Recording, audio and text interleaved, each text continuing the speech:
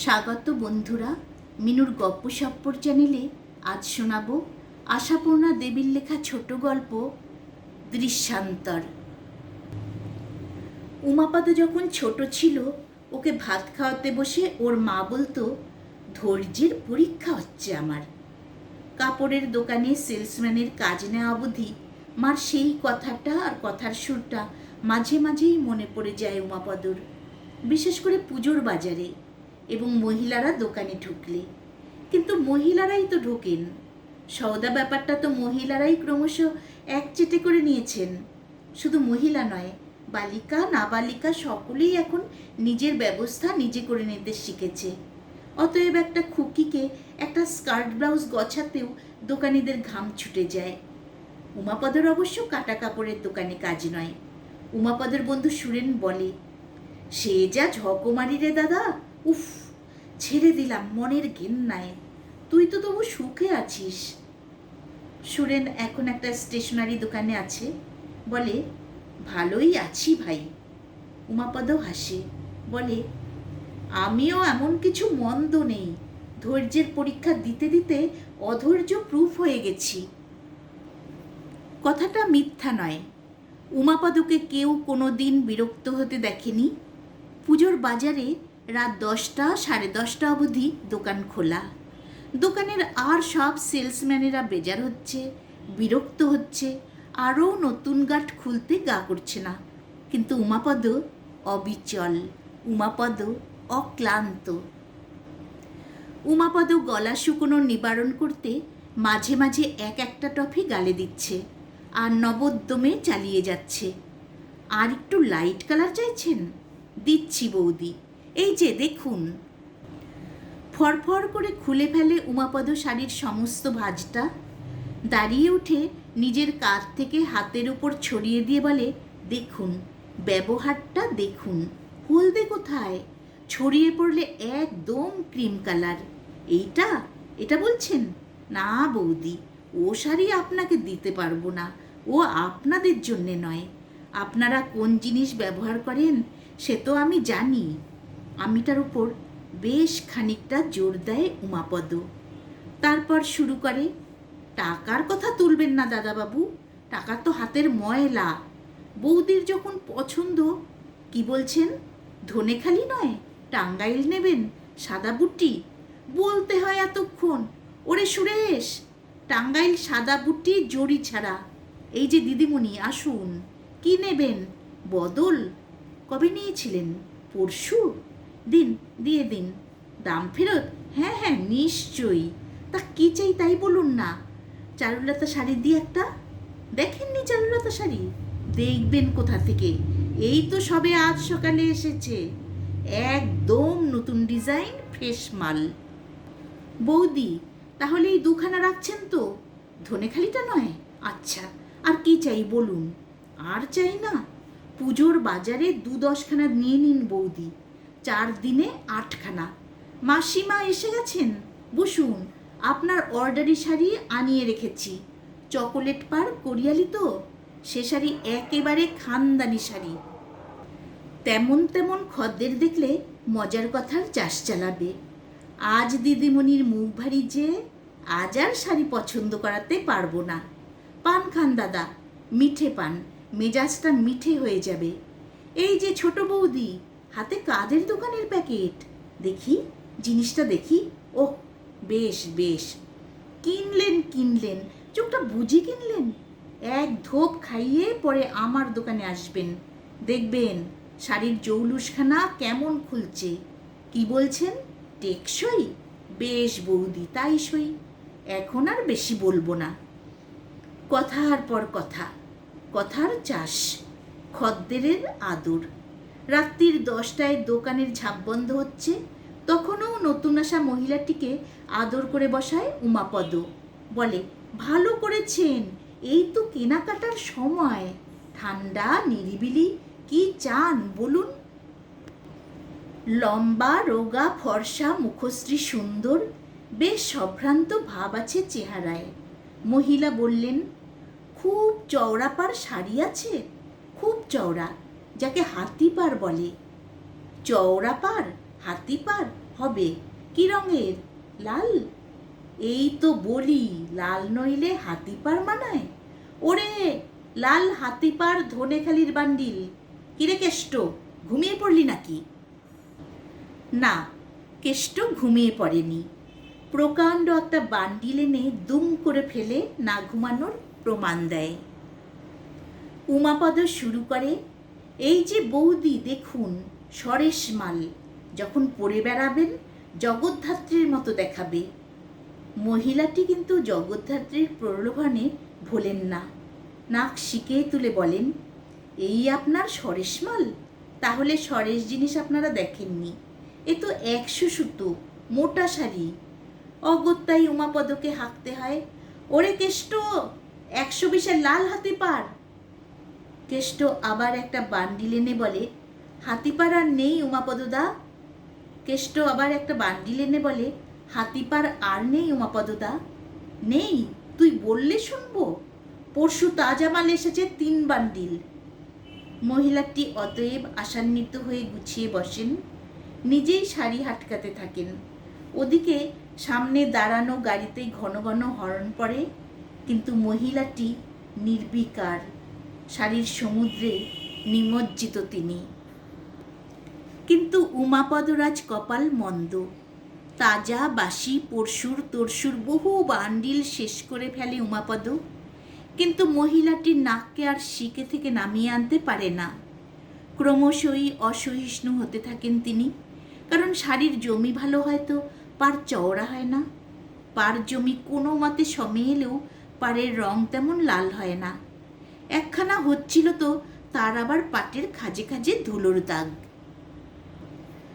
ধুলোর শাড়িটা ধুলোয় ছুঁড়ে ফেলে দিয়ে তিনি বলে ওঠেন, বৃথা এতক্ষণ আমায় ভোগালেন। নেই সেটা আগে বললেই হতো। এখন রাত হয়ে গেল, আর কোথাও যাবারও সময় নেই। আশ্চর্য, একখানা চওড়া লালপাড় মিহি শাড়ি এতই দুর্লভ। উমাপদ অমলিন।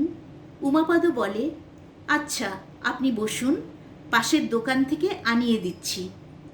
এবার মহিলাটি সত্য উদ্ঘাটন করে ফেলেন, পাশের দোকান? কোন পাশের দোকান? এ পাশে ও পাশে সামনে পিছনে দোকান আর বাকি রাখিনি। সারা কলকাতা চষে বেড়াচ্ছি ওই একখানা শাড়ির জন্য। পার হবে তো জমি হবে না, জমি হবে তো পার হবে না। উমাপদ মহিলাটির বিরক্তি কুঞ্চিত লাবণ্যময় মুখের দিকে তাকিয়ে অমায়িক হাসি হাসে। ওটা কেন হচ্ছে জানেন বৌদি? মিহিন জমিতে হাতিপার চলে না। জমি আপনার যত মিহিন আর খাপি হবে, পার তত সরুর দিকে চলে যাবে। ফ্যাশনের এক একটা ডিজাইন আছে তো। মহিলা ঝংকার দিয়ে ওঠেন, থাক থাক, আপনি আর আমাকে ফ্যাশনের ডিজাইন শেখাতে আসবেন না। আপনার নেই তাই বলুন। এই মাত্র যে তিনি ওই একখানা শাড়ির জন্যে সারা কলকাতা চষে বেড়ানোর ইতিহাস জানিয়ে ফেলেছেন, সেটা বোধ করি মনে থাকে না তার। উমাপদও মনে করিয়ে দেয় না। বিনীত হাস্যে বলে, আপনি যা চাইছেন বুঝছি। আপনার মা জ্যাঠাইমাদের পরতে দেখেছেন কেমন? ফরাসডাঙ্গার শাড়ি, ওটা এখন আর তেমন চলে না। এক হয় অর্ডার দিলে। আপনি এক কাজ করুন, মাসখানেক পরে আসুন, অর্ডার দিয়ে রাখবো তাঁতিদের কাছে। কিন্তু বিনয়ে বিগলিত হয় উমাপদও বলে, এক জোড়ার কমে তো তাতে চড়াবে না বৌদি, অর্ডার দিতে হলে। গাড়ি থেকে যিনি এতক্ষণ ঘন ঘন হর্ন দিচ্ছিলেন, তিনি বোধহয় অসহিষ্ণু হয়েই নেমে আসেন। বলেন, কি হলো? একখানা শাড়ি কিনতে তো 6 ঘন্টা সময় গেল, আর আমার 10 টাকার পেট্রোল পুড়ল। ভদ্রলোকের পাশে সুন্দরী মহিলাটিকে আর সুন্দর দেখালো না। উমাপদ ওই সম্ভ্রান্ত চেহারা ভদ্রলোকটির দিকে তাকিয়ে মনে মনে ভাবল, বড় ঘরের ছেলে। তা বড় ঘরের বইয়ের উপযুক্তই একটি বড় ঝংকার দিয়ে মহিলাটি বলেন, শুনতে একখানা, কিন্তু কি দুর্লভ জানো? দোকান তোলপাড় করে মনের মতো একটা শাড়ি দিতে পারলেন না এনারা। এখন বলছেন অর্ডার দিতে হবে, 1 জোড়ার অর্ডার দিতে হবে। ভদ্রলোক হেসে বলেন, তা এ বেচারাদের উপর রাগ করছো কেন? তুমি এখন একটি দুষ্প্রাপ্য বস্তু খুঁজে বেড়াচ্ছ। সাদা লালপাড় শাড়ি এত দুষ্প্রাপ্য হলো? হলো তো দেখছি। যাগে ওই অর্ডারে দিয়ে দাও না। মহিলা বলেন, দিতে হবে 1 জোড়া। তার মানে? হ্যাঁ, তার মানে একখানার দামের ডবল দাম, এই তো। ঠিক আছে। ভদ্রলোক হেসে ওঠেন। দুবেলা হাতিপার পরে বেড়াবে। এই যে শুনুন, ও আপনি অর্ডারের ব্যবস্থাই করে দিন, 1 জোড়াই দিন। কদিন লাগবে? আগে 1 মাসের মতো লাগবে। ঠিক আছে, তাহলে ওই কথাই থাকলো। আপনি বরং অ্যাডভান্সটা রাখুন। হাত বাড়িয়ে 2খানা নোট এগিয়ে দেন ভদ্রলোক। উমাপদ যেন মরমে মরে যায়।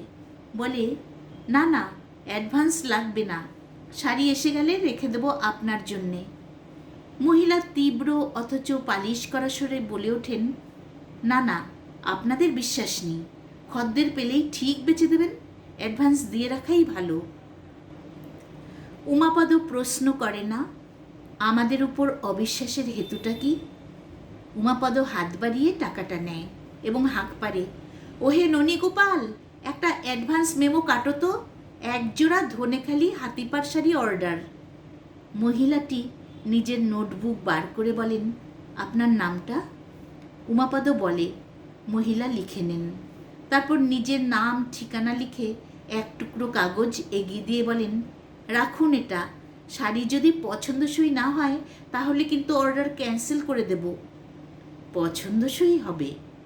ভদ্রলোকটি হেসে বলেন, যাক, এতদিনে তোমার হাতিপাড়ের একটা ব্যবস্থা হলো। মশাই, কম ঘোরা ঘুরেছি। আচ্ছা, নমস্কার। দুজনে গিয়ে গাড়িতে ওঠেন। কেষ্ট দোকানের দরজা ঠেলতে ঠেলতে বলে, তোমার চরণে 1 কোটি পেন না উমাপদদা। ওই মেয়ে ছেলেটাকে কি করে সহ্য করছিলে? নাক তো আকাশ থেকে নামালোই না। ইস, একখানা শাড়ি কিনতে এসেছে না মেয়ের বিয়ের পাত্তর খুঁজতে এসেছে? খুঁতখুতুনির শেষ নেই। দোকানের পানি খেলো বোধহয় 1 কুড়ি। উমাপদ হেসে ফেলে বলে, তাই বুঝি রেগেছিস? নে খা, তুইও 2টো খা মিঠে পান, মেজাজটা মিঠে হয়ে যাবে। এভাবেই চালিয়ে যায় উমাপদ অক্লান্ত হাসির পসরা বয়ে। কত খদ্দের আসে, ভোগে, ভোগায়, নেয়, নেয় না, চক্ষু লজ্জার বালাই মাত্র রাখে না। উমাপদর হাসি মুখ গড়গড়িয়ে বলে চলে, এই যে মা লক্ষ্মী, আসুন আসুন। বৌদি তো অনেক দিন বাদে পায়ের ধুলো দিলেন। কিন্তু সেই অর্ডারি মালের খদ্দেরটি আর আসেন না। 1 মাস, 2 মাস, 3 মাস হয়ে গেল। নাম ঠিকানা লেখা কাগজটা রেখেছে হাত বাক্সে। দেখলেই মনে পড়ে যায় শাড়ি 2খানা সরানো আছে। মাঝে মাঝেই ভাবে উমাপদ, ওই ঠিকানায় একবার খোঁজ করলে কেমন হয়।